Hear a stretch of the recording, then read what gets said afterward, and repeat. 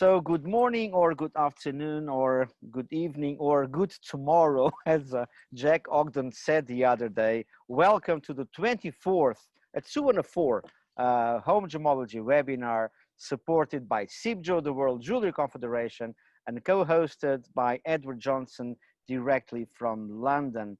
Today we have a special guest with us, Helen Molesworth. She's a very famous and known jewelry and gemstone historian, and she worked at Christie's and Sotheby's. She used to be general manager of the Gobelin Academy. She's very well versed in the history of gemstones and jewelry, and she will share with us a history of gemstones, a total mystery and a total surprise that everybody is looking forward to watch.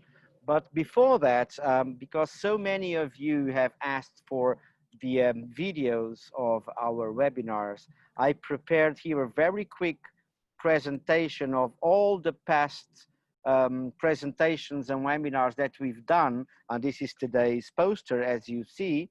All 24 of them? Okay, all right, go for it. All 24. Yeah, but I will take only a second per thing. And you will see a red ribbon. And when you see a red ribbon, means that the presentation is on YouTube already. So we had the emerald, the precious coral with Enzo Liverino, the first one, the Brazilian diamond in the 18th century jewelry, the amethyst, the Lalique session, the natural pearls with Adi Alfardan, the colored diamonds, brilliant presentation with Eloise Gaillou, a historical review on ruby, also on already on YouTube. The next one will be with Vincent Pardieu, the field gemology, a great session that he gave us not that long ago. The emerald already on YouTube, a brief out-of-the-box vision on diamonds, precious corals from the Mediterranean, precious opals with Damien Cody, Brazilian gemstones with Luisa Penalva, Jadeite jade or Fei Shui with Dr. Edward Liu, famous pearls that actually at the same time as we speak, there is another session on pearls on the, by David Brough and David Warren and Danat. And hopefully that now that I said that you are not going out of this webinar and join that one, hopefully not. But okay, that's a great session there as well. It'll be recorded. You can watch it later. Yeah, I know. This one, the other one is being recorded, not this one. Oh, come on. I mean, yeah, people stay here and they can watch the recording of the other one. Sorry. There you go. But I mean, they are great speakers as well. And again, Brazilian diamonds, sapphires with Jack the Machine, Jack Ogden, cultured pearls, an overview, again, repetition of amethyst, organic or biogenic gems, a sustainability webinar, again with Dr. and Jack Ogden diamonds, a early history, angel skin coral with Vincenzo Liverino last week. And now I'm really excited to bring onto the floor Helen Molesworth, an experienced jewelry and gemstone historian and a great writer and a course teacher and an educator. And as I said, she worked for Sotheby's and Christie's for quite a few years. And she ended up at Gobelin Academy creating education for them for several years as well. So Ellen, if you care to join us, I don't know if you are in London, if you are in Tahiti, if you are on vacation, we have no idea, but let's bring you on to the floor so you can start sharing your great stories about gemstones. Hi, really, it's so nice to see you boys. And I just want to start by saying to you both, Rui, Edward, thank you so much for everything you've done for us. Thank you to CIBJO too for sponsoring, but it's a real honor to be part of this Home Gemmology series, because what you've done for all of us during lockdown, these last few months, all of us stuck at home, people in the industry, people who just love gemstones, honestly, this has been a forward-thinking, brilliant initiative. And I'm really honored to be part of it. So thank you for inviting me here today. It's really kind of you. It's a pleasure. And I think Edward seconds my feelings on this. I do. Absolutely. Ditto. So the floor is yours, Ellen. Well, thank you very much, gentlemen. On that note, I obviously have thought this is a brilliant forward-thinking initiative that you have created here. I'm therefore, ironically, going to focus on a subject now that is rather looking backwards, I'm afraid. So my subject is going to be the history of gemstones. It's not just going to be looking backwards for the sake of history, it's going to be giving us a context. But at the same time, I'm hoping it's going to pick up on quite a few topics that Rui, you've brilliantly taught us over the last few weeks as well, so I hope it will pick up and tie in with what we've already learned. Those of you that know me know I love big topics and lots of information. I've seen lots of friends on the chat just now, and I'm so happy to see you all here. But my advice to you who don't know me is buckle in, because we have an amazing topic. The history of gemstones is enormous. It's one of the largest topics I could think of doing, but I obviously love it. But it's so much information. Where on earth do we start with this subject? Well, I always think it's quite a good idea to start with what we know. And two of the earliest histories, I say in parentheses, of gemstones, go back to the Old Testament in the Bible. One of the earliest histories on the left here, we've got a depiction of the high priestly breastplate. That's the breastplate of Aaron, which was commanded by God to be made in the book of Exodus 28. And it was inlaid with 12 different gemstones, each of which was inscribed with the name of a tribe of Israel. And in some of the biblical translations that we have, the first stone was the ruby. On the right, you can see the tablets of Moses, the 10 commandments. These would have been given to Moses, if this was historically correct, in about 1500 BC. And in some sources, they were said to have been engraved on tablets of sapphires, or on sapphire. So actually, these two references should be two of the earliest references to ruby and sapphire. Or are they? At this point, and before I go any further, I would actually like us all to remember that knowledge can be a dangerous thing. As I heard the brilliant Richard Hughes, a great gemologist and writer, point out a few years ago, he gave this Donald Rumsfeld quote: "There are the known knowns, there are the known unknowns, but there are also the unknown unknowns. There are things we don't know, we don't know." I hope I haven't lost you yet. This was actually a concept that was brought about 2,000 years ago by Socrates. It seems that I am wiser than he, and I do not know, I know what I do not know. So that's the concept of humility with knowledge. But the point here is really that we know things that we know. There are things that we don't know we know. There are the things that we know we don't know. And then there are the things that we don't know we don't know.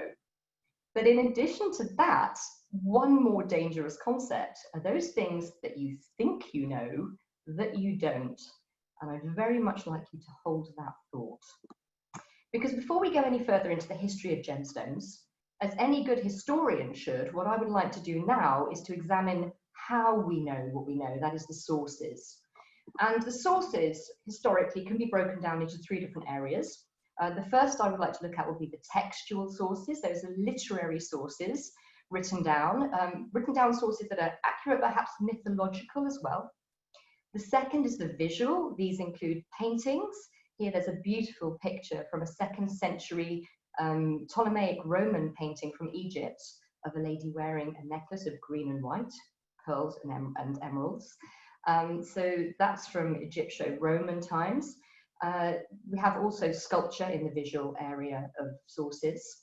And perhaps the most important of all source areas would be the physical, the archaeological discoveries and even collections. This is the study of the actual objects themselves in either a primary or a secondary context, and the analysis of these objects. Starting with the texts, some of the earliest comprehensive texts on gemstones were actually written by ancient Greek and Roman authors that we would call lapidaries. That's someone studying gemstones, lapis from the Latin meaning stone. And perhaps the most famous of these were Theophrastus, the Greek, on the left, and Pliny, the Roman, on the right. I'll start with Theophrastus, who was a Greek philosopher, scientist. That was really almost the same thing in antiquity. And he was quite a brilliant man. He was a student of Plato. He later took over as an academic successor to Aristotle. And he was very much known as a polymath. He wrote extensively on biology, on botany. He was known as the father of botany for the work he did, physics, metaphysics. But for us, he brilliantly wrote a book, Perilithone, on gemstones.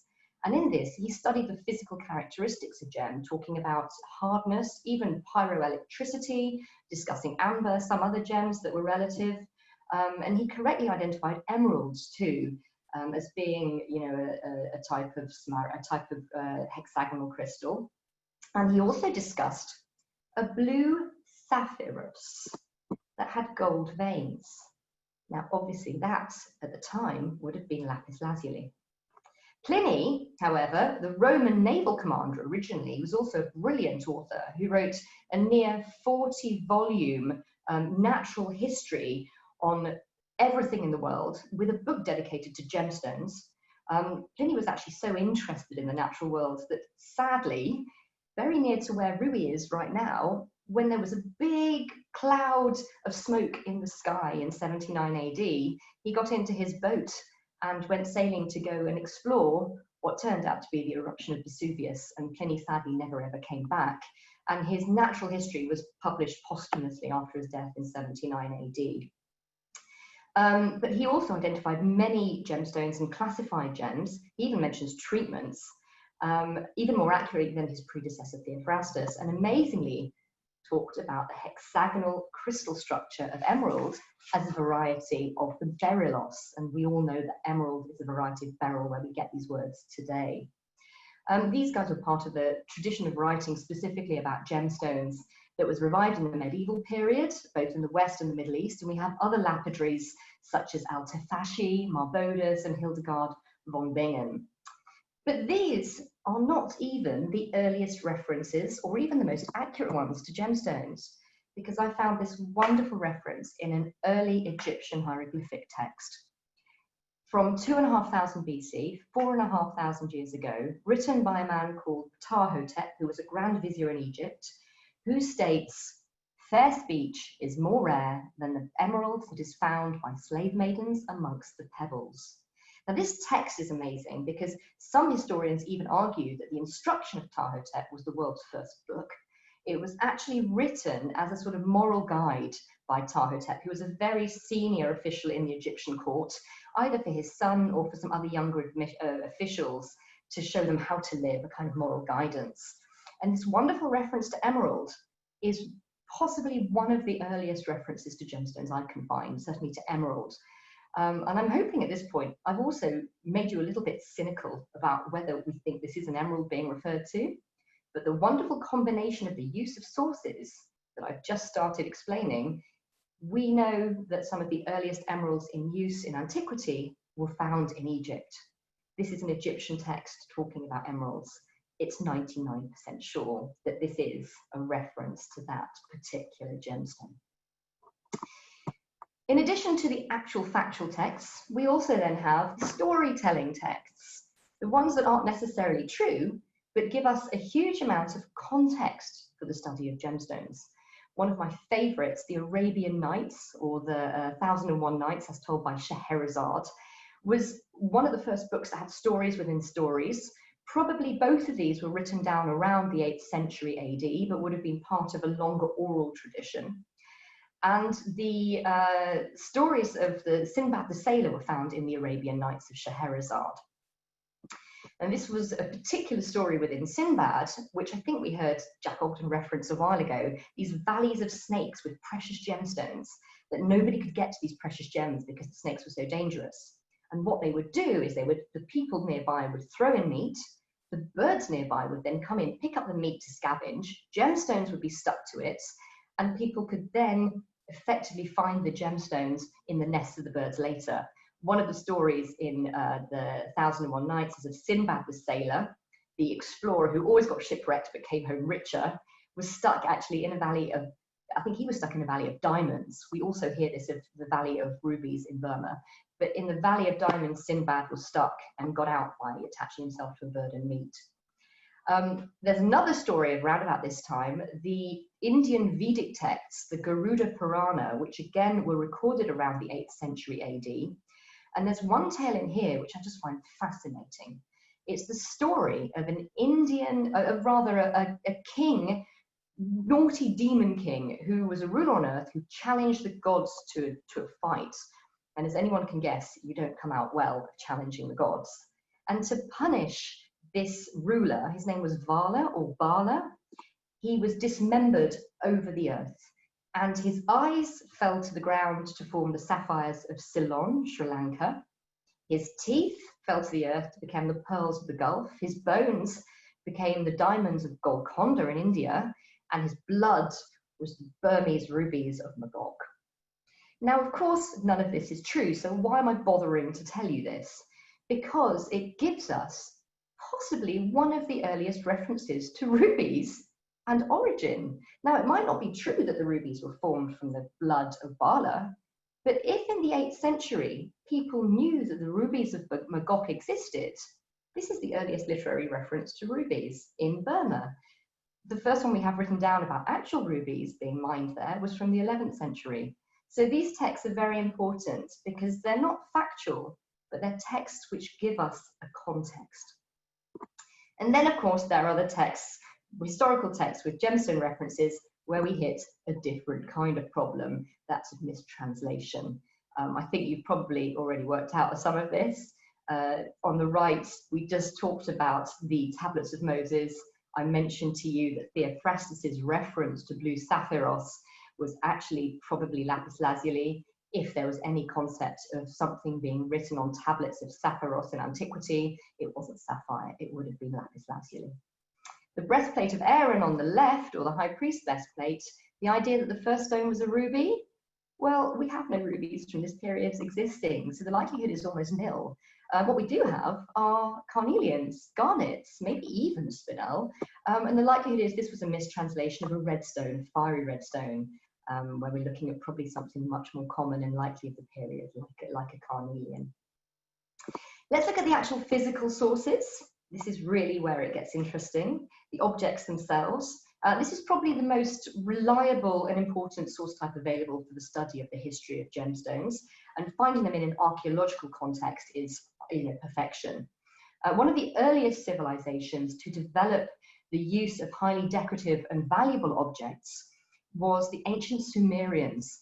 This was an amazing civilization in Mesopotamia, a region in the Middle East known as the cradle of civilization for all of its wonderful and spectacular innovations and the development of societies. One of the most spectacular finds there were these royal tombs at Ur in modern-day Iraq, where they found the burials of several royal kings and queens, some of whom were buried with hundreds of attendants. So this was part of the burial. And on the left, this actual picture in situ is taken of one of the attendants of one of the burials of the queens. And you can see that just the attendant was wearing gold and lapis lazuli decorated in jewels. So one of the actual really wonderful queens that we have was actually named in this period, and that was the Queen Puabi. Now, she was buried in this, a gold headdress and a spectacular cloak-like necklace of carnelian and lapis lazuli and gold beads. We know that she was called Queen Puabi because she was actually buried with a lapis lazuli cylinder seal engraved with her name, which is just a fabulous archaeological find for our historical context. If you look at all of this jewelry, you can see these gemstones were obviously the most valuable thing because they are on one of the most important rulers of the time, and she possibly ruled in her own right. There are no records of her ruling alongside a male consort, so she was pretty special. Perhaps the most famous tomb of all time, however, though, is of course the boy king pharaoh Tutankhamun, discovered by Howard Carter and Lord Carnarvon in 1922. Here we see perhaps the most famous, iconic Egyptian antiquity of all time, the Mask of Tutankhamun, designed as a likeness of Osiris, the god of the afterlife. And you can already see inlaid with the red carnelian on the snake and the blue lapis lazuli and turquoise. The beard, which was famously part of this scandal in 2014 and 15, I don't know if you heard about it, one of the museum workers broke the beard fell off, and they tried to surreptitiously repair it with epoxy resin, which is not a great idea in museum work. This beard, now repaired, was actually inlaid with carved slabs of lapis lazuli to make it look like it was plaited. So this was really something quite spectacular. Here were three of these pectoral ornaments. These are particular types of jewelry in ancient Egypt that would have been worn on the chest. These three were found, I believe, in a jewelry casket next to the mummy of Tutankhamun.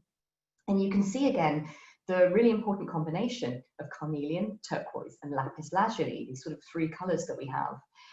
It's almost a divine triad of gemstones in this period.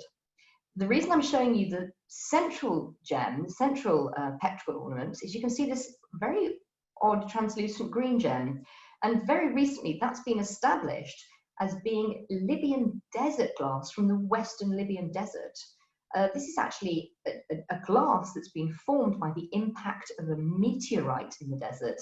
So this is quite a special piece of jewellery from this period.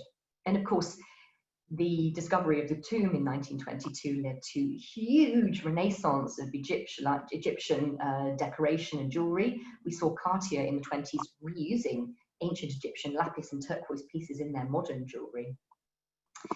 Back to the Middle East once more, and now we are in Assyria, Nimrud, the royal tombs of a major Assyrian city that were located in Upper Mesopotamia in current Iraq and Syria. This is now around about 700 BC, and here we have lots of tombs of different queens that were also spectacular. It's very less well known than Tutankhamun, for example, because it was only discovered in 1989. But it was an amazing series of burials that also had carnelian, lapis, and turquoise, and gold jewels. But what was really prevalent here was a lot of this banded agate, this sort of quartz with the two layers, sardonyx, which you see cameos carved in later.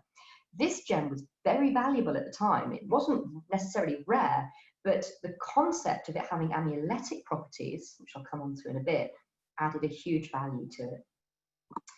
Looking at sources, after archaeology, we then have the collections that are removed from primary context, things like hoards and museum collections. And one example of both of these is the stunning Cheapside Hoard. And this is undoubtedly one of my favourite collections in the world in London. It was discovered in 1912 by workmen who were digging up the floorboards in a house in East London, and they stumbled across the single most important collection of 17th century and earlier jewels that had been hidden away. The likelihood of these surviving in any other context would have been absolutely minimal. And this points to one of the problems of studying the history of gemstones, is the difficulty in actually having the objects survive, because anything that's valuable or precious or mounted in gold is quite likely to be remounted or broken up. Trends change, and then so do, of course, valuable settings for gemstones. But not so with the Cheapside Hoard, thankfully. And this has actually given us one of the best collections of early pieces. We have here examples of sapphires from Ceylon, spinel, there's a drop just below the sapphire pendant on the left, probably from Tajikistan, pearls from the Gulf, diamonds probably from India, and hardstones and all these gemstones from the Far East, even small rubies. And of course here, amethyst, which I'm going to mention again later. But most spectacularly in the Cheapside Hoard, I think mine and many people's favourite piece is the central watch here. It has a movement dated to 1600, made in Geneva, which gives us a terminus antequem for this actual piece of jewellery, which is an emerald crystal from Colombia. And this is extraordinary because this means this is one of the earliest emeralds that would have been brought by the Spanish conquistadors who discovered the New World in the 1500s, brought back all of these beautiful emeralds from Colombia into Europe. So almost as soon as the Spanish got to Colombia for the emeralds were already with us in the West. So this is a very important piece of jewellery in the collection today. In addition to museum collections, we also have private collections. And these are collections which give us only a secondary context. They're not primary, obviously, the gems have been moved around, but they also give us a history quite often of gems that have been traced. Just two of my favourites here. On the left, this is Farah Pahlavi, the Empress of Iran, married to Shah Reza, and at her coronation in 1967, wearing the most incredible gems that were made up for the coronation, big Indian Mughal emeralds, and of course in the colour of the crown jewels of Iran, the colour of the flag of Iran with the red and the green and the white. And Liz Taylor on the right, who has probably arguably the best gem collection in the world, including the Peregrina pearl, which was one of the most important pearls of the period.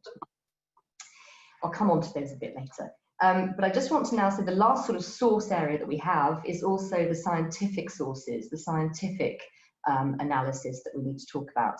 And this is where we have the studies that we're able to do on the gemstones from a gemmological perspective.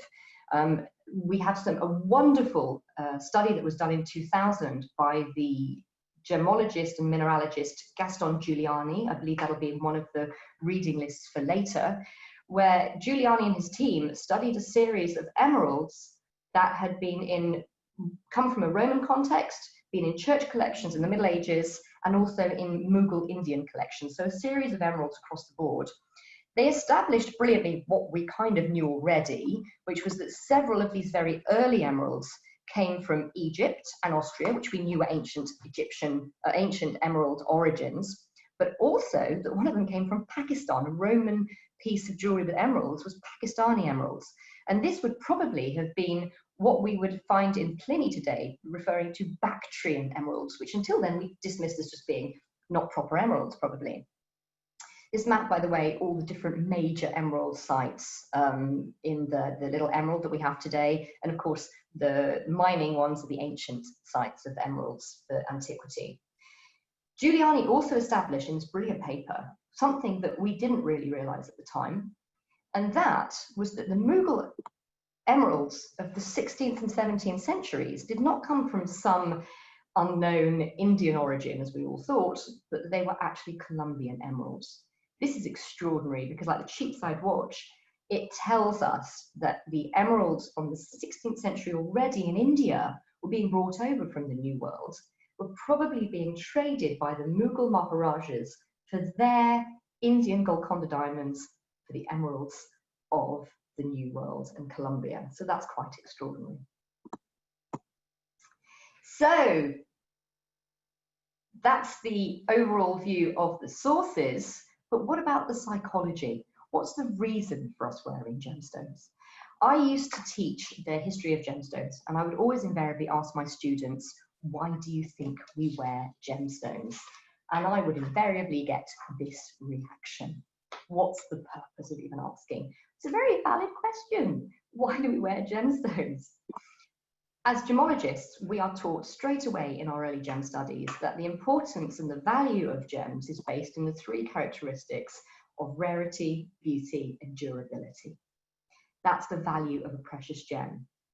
But rather, I like to look at the human, not just the gemmological aspect of the concept of value of gemstones. And here, I think we can break this down into several different areas, including style, status, superstition, symbolism, and security. So let me look at these in brief detail. The first one is style. Obviously, one of the reasons that people wear gemstones and jewelry is to express themselves. It's in order to show who you are, right? But it's also done as a bipartite concept.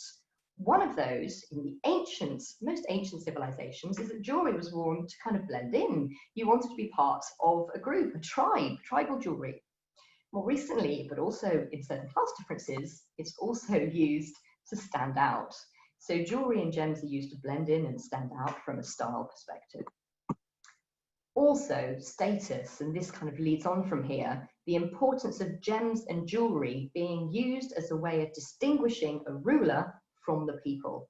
It's saying, I have the status, by looking at me, of being above the plebs effectively. And of course, this was used in crown jewels the world over. This is the best example. On the left, you see Empress Josephine married to Napoleon, who brilliantly used the status of jewelry during the coronation to set him apart in almost a neoclassical ideal of rulership. Of course, the crown jewels of Britain, very famous for that as well. On the right, Maharaja of Patiala, who was one of Cartier's best clients in the 1930s. But perhaps the most single sort of iconic piece of jewelry with gems would be the British crown.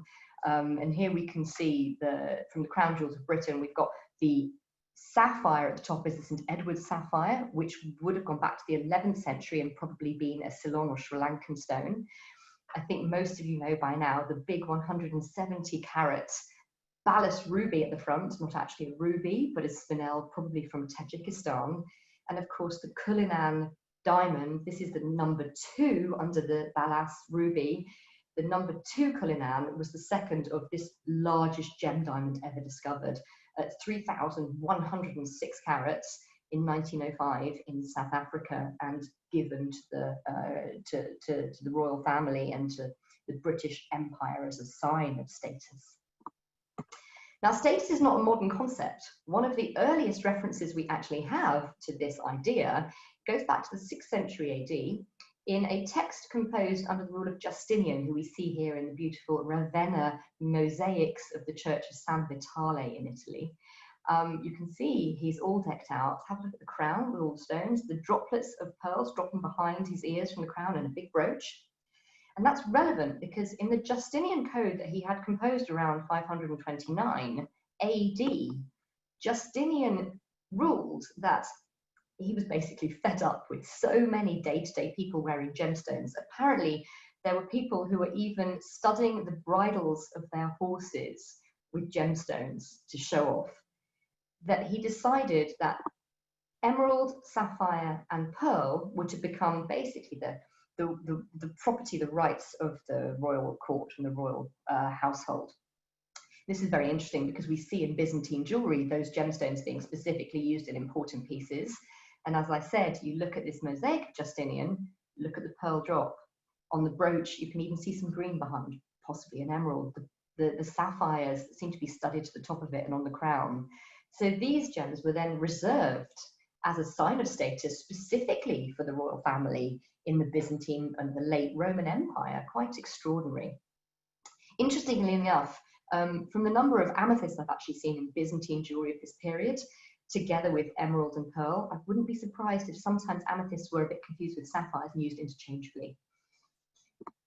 More recently, the concept of celebrity has something that's come across the world in the modern age. This is famous people creating an identity for themselves for the sake of having an identity. And the easiest way to do this for individuals is to associate yourself with something that already has a value, something already loved. And of course, jewellery, we see this with the big collectors, famous examples across the world. The Duchess of Windsor, her beautiful emerald engagement ring and her collection of Cartier panthers. Barbara Hutton on the right was the heiress to the Woolworth fortune, and she actually had an extraordinary collection of jewels, including the jade Hutton Midvani necklace, and also the Romanov emerald tiara, and of course Liz Taylor, famous for probably the best private collection of rubies, sapphires, emeralds, gems, pearls in the world. Now, all of these ladies had fantastic pearls in their collection. The Duchess of Windsor actually had pearls that once belonged to Queen Mary. These were sold in 1987 and bought by Calvin Klein, the fashion house name.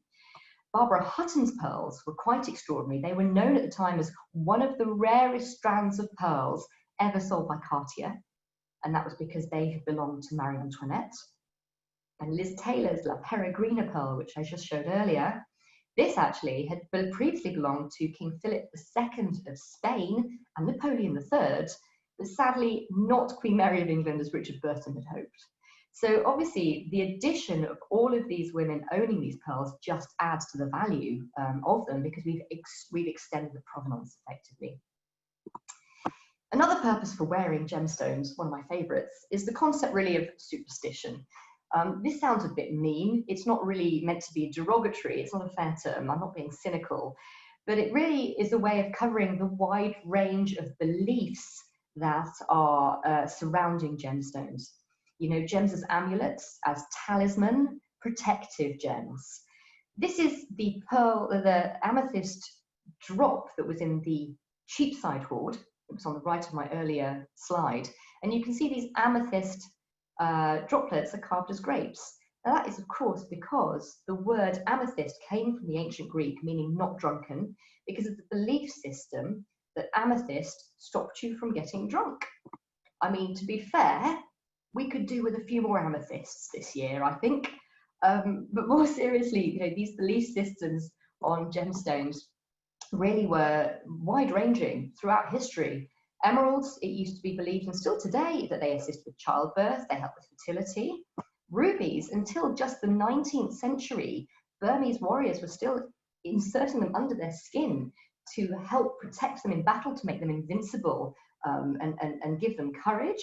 And sapphire has been worn by priests for centuries because it's an association that you're with the heavens, that you're God's representative on earth.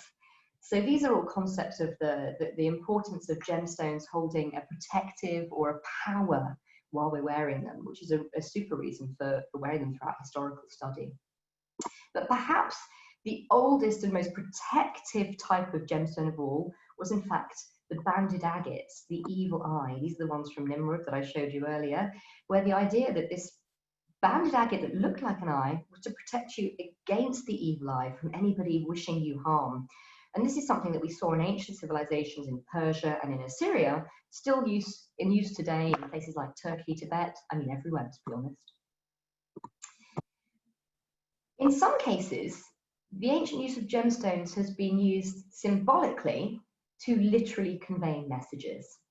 In ancient Egypt, we have the symbolism of colours as being extremely powerful. I've already mentioned the dark blue, the bluish green and the red, this important sort of triad of colours. The dark blue meant the sky. The greenish blue meant fertility and rejuvenation. And the red was, of course, blood. All of those represented in lapis lazuli, turquoise, and carnelian. And this particular bracelet I love. It was belonging to Queen Ahotep, who was the mother of Ahmose, mentioned in the inscription on the cartouche on the clasp here. And we see the literal use of words with the colour of the gemstones. The perfect God, this is the heavens, the dark blue lapis. Lord of the two lands of Ahmose, given life, the red of the carnelian, forever, the perpetuity and regeneration of the greenish blue turquoise. But this isn't such an antiquated concept, the idea of symbolism and literal messages in gems. It's something that was still very much popular in the 18th and 19th century in Europe, in these acrostic gem brooches. Here we have a 19th century brooch that has ruby, emerald, garnet, amethyst, ruby, and diamond, the first letter of each spelling out a word. So this is the symbolic conveyance of messages. As well as regard, there were dearest brooches with similar gems. And even Napoleon actually used acrostic gems to spell out names of family members in jewels he had made up.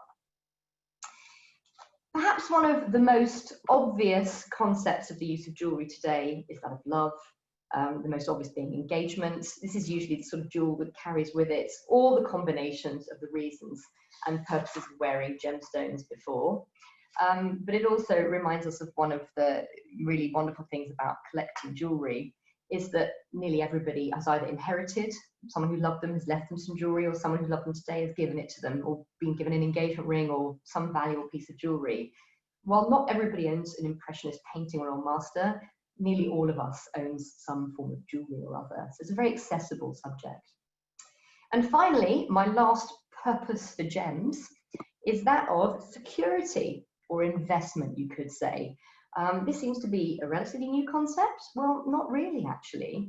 Investments, jewels and gems, ones that are kept for secure purposes, have historical precedents in gold hoards, in Viking, Anglo-Saxon, medieval burials, where people would bury goods and come back to them at a later date.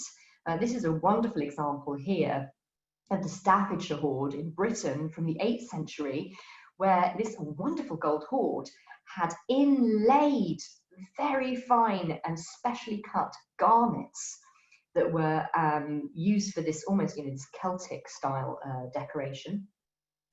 The garnets at this point probably were coming from India, Sri Lanka, but by now we were also seeing localities such as Portugal, one for ruby, and Bohemia at this time providing the garnets. But what was interesting about this hoard was that it actually showed signs of a contemporary repair at the time, where garnets had fallen out and been replaced with amber and even glass to repair these valuable jewels.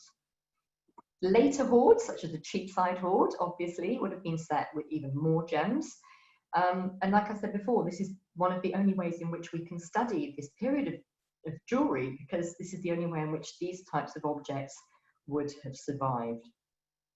Talking of investment, the modern concept of this is very much in gemstones, started with diamonds, white diamonds, and it's diversified into the coloured diamond area, much more so today, swiftly followed into the coloured gemstones. where we're certainly seeing, or we had been seeing, a new area of buyers, collectors, investors are appreciating the value of coloured gems as a long-term investment. So now that we have considered the sources and psychology, what's the solution? What do we actually know from the literary sources, the archaeological finds, the remaining collections? Let's have a brief overview. This is very much getting towards the end, the overview of what we actually know. Well, we know from archaeological evidence that the earliest decorative gems were organics. They were shells and bone. The earliest so far known example of gemstones, decorative pieces, were drilled shells found in Israel from 100,000 BC. We also know that the earliest highly developed civilizations were actually using gems that were either plentiful and that we had access to the most available to them, such as the silicates. We've seen carnelian, one of these quartzites. So the gemstones that were either very plentiful around, or those that were the deposits local to the civilizations which were using them, such as the lapis lazuli in Afghanistan and the turquoise in the Sinai Peninsula. So we've got these gems that were either being used because they were plentiful or because they were local to these early civilizations. We also, and this is of course those pieces I showed you from Puabi, Tutankhamun and Nimrud. We also know that the gemstones of the early period were considered so valuable at times that they were copied. Even in the 400 BC, we have this beautiful Etruscan parure set with gold and what appears to be banded agates, just like in the Nimrud burial. Those banded agates and carnelian, the redder stones, are in fact glass simulants. So this is a period when they're already faking it because these gems are considered so valuable. In our time zone now, something exciting happens in the Hellenistic period. Yay, we get more gemstones. That's the next big step up. And that's very much thanks to the campaign of Alexander the Great, the famous commander who defeated the Persians and expanded the empire of the Macedonians or the Greeks. And it was really Alexander that helped effectively form what is today known as the current Silk Route. He made it as far as India and the Himalayas, through the Hindu Kush, and even through Bactria. Again, this is the area where we found these Pakistani emeralds. Probably thanks to him that we had these originally in the early period. So he basically picked up or made accessible any of the new gemstones along the Silk Route. And we even know that Sri Lanka and India, which became accessible thanks to these campaigns to the west, Sri Lanka was already known in the time of Alexander the Great because it was called Taprobane in that period. So the west and east could be reached and we could access the gems all along the way. Now it's notable actually that his father, Philip of Macedon, another great army general, was actually commercially mining gold to fund his own successful war efforts for the period. So these were great changes for the development of gem and gold usage. This, of course, gave the West, and particularly the Roman Empire, which followed, new gemstones coming along the way from the Silk Route. We see garnets. I think here we can see this beautiful Hellenistic bracelet from the 3rd century BC. Again, an early, probably 1st century BC garnet inlaid intaglio here. They would have come from India and Sri Lanka. Pearls. These were now accessible from the Gulf region. We see these in the 3rd century AD Roman earrings. Emeralds, yes, we had those from Egypt already, but very low quality. And the ones that came from Pakistan or Bactria were now more accessible and slightly better. Sapphires, here in a late Roman ring, again engraved in intaglio with a female portrait. This sapphire would have come from Sri Lanka, undoubtedly. And even at this period, we're now getting diamonds from India. So the Indian diamonds now appearing for the first time really in Roman jewellery. For those of you who are interested in where these early gems are found, I'd just like to say I'm currently working on a visual for this, and I'd be delighted to share it with you. Please you'll need to sign up to my mailing list on my website, and then I'll send it to everyone when it's ready. But it's really to look at where these ancient gems come from, which is quite a difficult thing to study, but fabulous once you've got the information. Now, for the most part, gems really continued quite similarly where they came from into the Byzantine and the medieval periods from the Roman. Just the big difference is we had many, many more of them. Here, this is the imperial crown of the Holy Roman Empire, which is housed in Vienna, the one I showed on the picture of Justinian earlier. And we see, look at the emeralds, the sapphires, the pearls, garnets.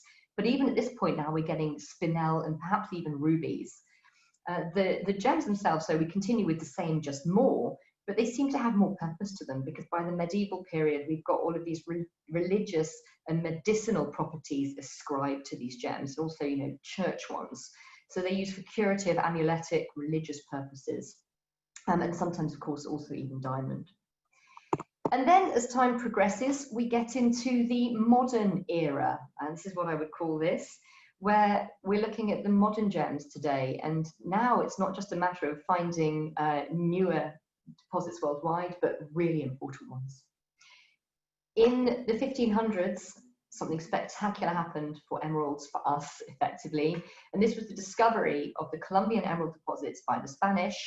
In 1537, this was, I think, the first date that we have recorded of one of the Spanish, de Quesada, being given emeralds in the region of Chivor, which is the one of the earliest emerald areas of the Colombian producing region. It wasn't actually until much later, the 1590s, where they discovered Muso, which was the other side of where these emeralds came from, and the famous origin that we all know today. So that was in the 1500s that we ended up with more emeralds. Diamonds. In 1725, the discovery of the Brazilian deposits, where this was found by gold miners along a riverbank. The first time that diamonds were properly becoming a gemstone was in the 18th century, because enough high quality ones were accessible through Brazil. Then in 1867, the discovery of the South African diamonds for the first time by a 15-year-old on the banks of the Orange River. And this was the beginning of today, our diamond industry, which very much based on the 19th century discovery of diamonds in Africa. And for everybody who loves colored gemstones, still today the most, well, arguably the most historically important discovery of gems was that of Kashmir sapphires, discovered in about 1880 during a landslide. And the blue sapphires just came out of the side of a mountain and became what are still today the most expensive and valuable and coveted sapphires in the industry. In the modern era as well, we have one very important scientific development, and that is the development of mineralogy in the 1800s. As we saw before, we couldn't distinguish gems very easily. It was done on colour. And in the 1800s, for the first time, we had a scientific distinction based on the chemical and physical studies of gems that could distinguish here spinel from ruby. Also, it brought gems together. We knew now that ruby and sapphire were part of the same family, part of the corundum family. I mean, it's probably occurred to you, but of course, when we talk about sapphire, we have pink sapphire, yellow sapphire, green sapphire, but ruby, it's exactly the same family. Why has it got a different name? Because we didn't know it was part of the same family when they were named. So modern mineralogy has really been a big development in this history of understanding gemstones. More recently, the discovery of absolutely new gems, new species of gemstone. Here we have examples of alexandrite, one of my favorite, very special gems that exhibits a color change. By the change of light, the gem will appear a different color to our eyes. On the left, you've got an example where it goes from green to reddish color. And on the top, you've got an example of where it goes from a blue to a purple. Alexandrite was actually discovered round about the 1830s. And this was a discovery in Russia at the time. And here we have also two new gems, both discovered in Africa in 1967. The bottom is, of course, the green Sarvarite garnet. Next to it, the purple of the tanzanite, zoisite mineral. And these were both discovered in Africa, as their name suggests, in Tsavo, Tanzania. So these new gems of the modern era. But it's probably this century and our lifetime which has seen the biggest gem developments and the greatest gem developments of all time. We've had developments of origin determination, of geological age dating, even mining technology. Here I'm showing you a map of what would have been the gemstones 100 years ago for emerald, ruby, sapphire, the most important mining areas. You see Colombia, Brazil for emeralds, as well as the older areas, all the Himalayan rubies and sapphires, as well as the sapphires in Australia and in America, which were discovered in the 19th century. But what happened really in the 21st century is the spectacular discoveries and commercial mining of all these new gem-bearing countries in Africa. The sapphires and all the gems on Madagascar, emeralds coming out of Zambia, the rubies of Mozambique, all of the Tanzanian, Kenyan gems, and most recently, emeralds coming out of Ethiopia. And this really has been one of the most revolutionary discoveries of gemstones, changes in gemstones that we've seen in our lifestyle, in our lifetime. And I think we're probably living in a more fortunate and exciting time in the history of gemstones than ever before. We're actually today living the history of gemstones. So I'm going to sum up by saying, you know, if this lecture were to be given in 100 years' time, I think, to be honest, this is probably where we might start. So there we go. That is a brief tour of the history of gemstones. Helen, thank you so very much. You said at the beginning of your presentation, buckle up. As you know, this is the part where we get to trying to ask you the most difficult questions that we can find. Is that time? I did think we would have had to leave at 3, right? Yeah. So we have a few questions. Rui, should we just dive in? Yes, and before we open the room for the real difficult questions, because you mentioned Portugal for garnets, I thank you very much, because indeed during Roman times we did have near Lisbon quite known pyrope-almandine deposit that was explored up until the 12th century. Now we still find some scraps over there, but it's quite interesting deposit, and it's Pliny already mentioned that also on his natural history. And you also mentioned spinel, and in the 16th century, in the early 16th century, the Portuguese travelers, they already knew that you had the Oriental ruby, which is corundum, and they separated between Bellas ruby, the Pamir Mountains, Tajikistan spinel, from spinel, and they used the word spinel for the little crystals that came from Pegu, which is Myanmar today, in Mogok, in Burma. So the word spinel, at least in the 16th century, was being already used for that purpose. And the Arab writers, that I think I don't know if it is Altifashi or Al-Biruni, they did know the difference. I mean, the lapidaries, they would know, because one is hardness 9 in a Mohs scale, the other one, it's a bit lighter. They would know that those were different things, but as you pointed out quite well, mineralogists, they only much later did they start to separate and to designate mineral species as we know them today. And that was refined then in the 20th century with X-ray, with the X-ray technology. And yeah, but I wanted to mention Portugal twice, one for the spinels and one for the garnets from Montesuimo near Bellas in Lisbon area. And I have one question for you that I'm always curious, which is Nero, the emperor in Rome, maybe you know this because you worked in archaeology so much. He's mentioned, maybe it's the bad translation, that he put out some emerald glasses or spectacles to watch Rome burn. But I don't know if they were mentioning emerald or beryl crystals, because interestingly, in German, Brille means spectacles or means glasses. Can you comment on this? Yes, yeah, so, I mean, first off, this is a story in Pliny. This is my go-to of ancient gem books. And it's worth saying, by the way, this whole translation issue, this is related to your question of beryl and berylos and what we're talking about.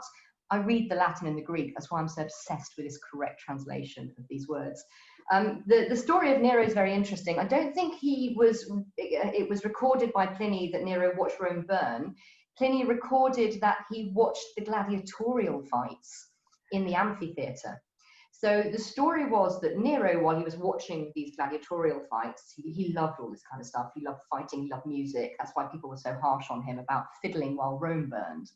that Pliny said that he used berylos to help him see better. Okay. Now, the difficulty we have is, and I've gone through this Latin passage a million times to try to understand what it means. And the initial Victorian translation in English was taken as to see better, i.e. he used it to look through. That's how they translated it. But it doesn't say that literally. So there are arguments that he possibly, and this is another great sort of associative symbol of gemstones, green berylos, which we assume it was, the green version, is meant to have also been very relaxing for the eyesight. So Pliny also talks about the green relaxing the eyes. So if you're in bright daylight looking at this games, you just look away and look at something green and cooling for the eyes, and that then helps you see the spectacle better. There's still an argument that he maybe looked through it and was short-sighted and something with a double refraction helps. But I think probably when you look at the history of beryl and emerald has got a lot of history of how it is used to soothe the eyes with the green color. You see mentions of it even in Shakespeare. And I think I've met jewelers who use green water when they're working at the bench to help their eyesight improve. Absolutely. So, yes, berylos, probably green. The translation is a little bit misty, not necessarily eyeglasses, but an aid to eyesight for the ancient beryl in the Roman period. And green, by the way, is the color of the best football team in the world. No, it's red, Rui. Color of the best. You know that. The color of the best webinar setting. Look. Helen, you're absolutely right about green as a soothing color. At GIA, when we're teaching, or when they are teaching about diamond grading and students are spending a lot of time in the microscope, the advice always is to take a break and look at some leaves, look at some greenery, some grass or some green leaves. And I guarantee you it does soothe the eyes when you've been working the eyes hard, especially with diamond grading. So we're also being asked here, there's an interesting question with Maggie Fu, which is maybe more a sort of opinion question. So it's definitely the realm of a difficult question, but you'll have an opinion. Do you see synthetic gemstones becoming part of history of gemstone in the future? Can I, sorry, Ellen, sorry, Edward, nomenclature alert. Okay, laboratory. Nomenclature alert. The word gemstone is only admissible under CIBJO nomenclature for naturally occurring materials. So the correct would be synthetic gem material. Carry on. Thank you. Thank you. I love Rui. He's so knowledgeable about so much, yet he's so specifically perfect about detail. That's a sign of a great I'm a nomenclature police today.